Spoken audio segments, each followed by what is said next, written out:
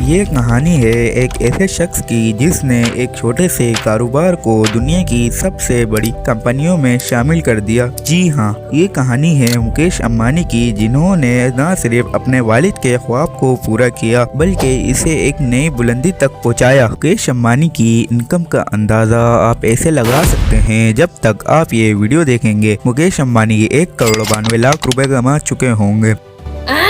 जी हाँ, सिर्फ 10 मिनट में करीब 2 करोड़ रुपए। आजकल मुकेश अंबानी के बेटे की शादी के बहुत ज्यादा चर्चे हैं, जिसमें दुनिया भर से celebrities, top performers, movie stars और क्रिकेटर ने शिरकत करके शादी को 4 चांद लगा दिए। ये तो सब ही जानते हैं कि ये सब फ्री में नहीं बल्कि बहुत भारी रकम लेकर आए हैं। सिर्फ जस्टिन बीबर की बात करें तो उन्होंने 80 करोड़ इंडियन या 280 करोड़ पाकिस्तानी रुपीस लिए हैं। यहाँ पर सबके जहन में एक ही सवाल आता है कि मुकेश अंबानी एशिया के रिचेस्ट पर्सन हैं, तो लेकिन इनके पास इतना सारा पैसा आया कहां से? 10,370 अरब रुपए की जायदाद, और एक भाई सोने के पानी में नहा रहा है तो दूसरे भाई का दिवालिया क्यों निकला हुआ है? चलिए जानते हैं आज की इस वीडियो में।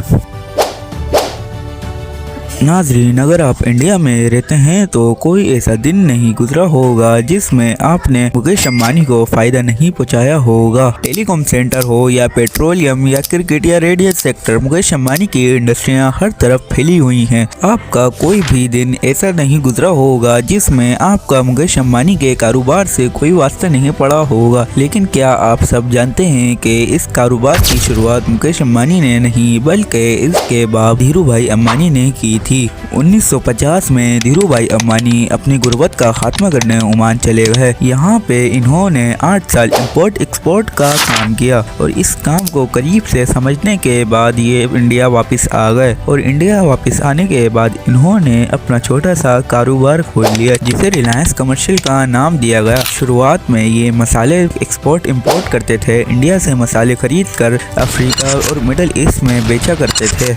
8 साल एक्सपीरियंस की वजह से इनका इंपोर्ट एक्सपोर्ट का कारोबार ग्रो कर गया। फिर इन्होंने सोचा कि इंपोर्ट एक्सपोर्ट तो चल ही रहा है, कुछ और नया शुरू किया जाए। फिर इन्होंने मैन्युफैक्चर कंपनी में कदम रख दिया। फिर साल आया 1967 जब धीरू भाई अंबानी ने टेक्सटाइल की एक कंपनी शुरू कर दी जिसे रिलायंस टेक्सटाइल के नाम से लोग जानते हैं। उस टाइम पे इंडियन सरकार की तरफ से कॉटन पे बहुत सख्ती थी, तो धीरू भाई अंबानी ने साइंथेटिक मटेरियल का इस्तेमाल करके कपड़े बनाना शुरू कर दिए। ये अच्छे और नए कपड़े थे तो इनकी मांग मार्केट में बढ़ने लगी और फिर आम लोग और इन्वेस्टर आके रिलायंस टेक्सटाइल में इन्वेस्ट करने लगे। इस तरह धीरू भाई अंबानी का ये कारोबार भी कामयाबी के साथ ग्रो कर गया। लेकिन यहाँ पे एक मसला आ रहा था कि रिलायंस टेक्सटाइल के लिए पेट्रोल बाहर से खरीदना पड़ता था, तो धीरू भाई अंबानी ने इसके पेट्रोल इंडस्ट्री में भी कदम रख दिया और जामनगर में एक पेट्रोल रिफाइनरी बना दी। अंबानी फैमिली की जिंदगी मस्त चल रही थी, लेकिन एकदम से साल आया 2002 जब धीरू भाई अंबानी की डेथ हो गई और इनकी कंपनी और रिलायंस का बंटवारा 2 हिस्सों में हो गया। एक हिस्सा मुकेश अंबानी के पास और दूसरा हिस्सा इनके छोटे भाई के पास चला गया। रिलायंस ऑयल, गैस, पेट्रोकेमिकल और मैन्युफैक्चर मुकेश अंबानी के हिस्से में आए। एनर्जी, टेलीकम्युनिकेशन और रिलायंस कैपिटल इनके छोटे भाई के हिस्से में आए।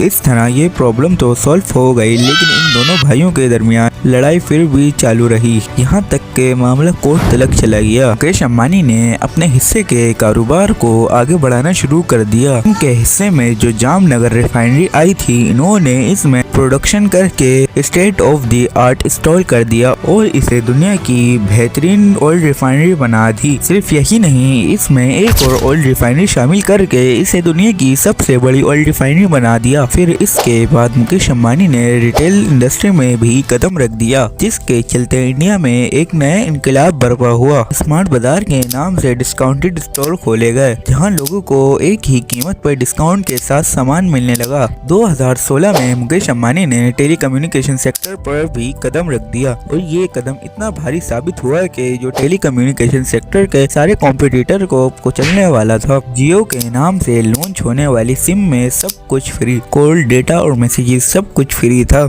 जिसकी वजह से लोगों ने जियो की सिम धड़ाधड़ लेना शुरू कर दी और देखते ही देखते जियो के 450 मिलियन यूजर्स हो गए।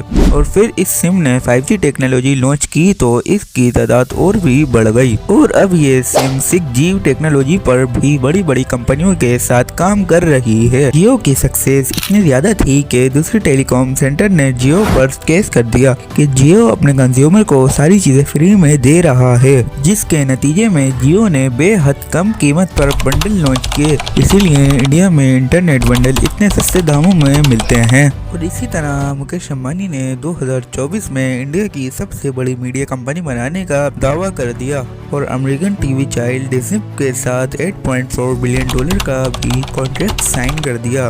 और इसी तरह मुकेश अंबानी इंडिया में किसी न किसी तरीके से असरअंदाज होते हैं। आज मुकेश अंबानी की नेटवर्क $122 बिलियन है, जो पाकिस्तानी रुपीस में 34,780 अरब रुपए के बराबर और इंडियन रुपीस में 10,380 अरब रुपए के बराबर है। इस हिसाब से ये दुनिया के 11वें अमीर तरीन शख्स हैं। अगर अमेरिकन बिलियनर को हटा दिया जाए तो ये दुनिया के दूसरे अमीर तरीन शख्स हैं। मुकेश अंबानी की सक्सेस स्टोरी हमें ये सिखाती है कि हमें मेहनत के बलबूते पे कुछ भी मिल सकता है। अगर आपको ऐसी मजीद वीडियो चाहिए तो इस चैनल को सब्सक्राइब और बेल आइकन को प्रेस कर दें।